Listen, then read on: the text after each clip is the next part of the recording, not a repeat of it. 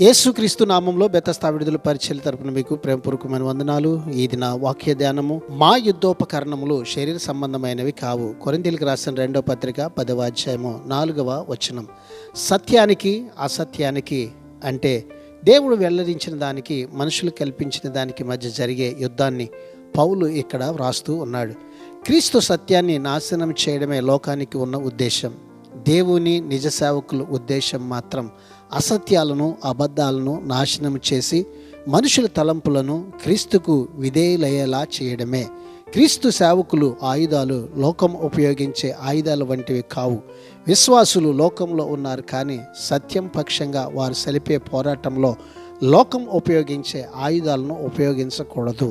సత్యం న్యాయంతో కలిసి పనిచేసే దేవుని బల ప్రభావాలపై మాత్రమే వారు ఆధారపడి జీవించాలి. ప్రార్థన.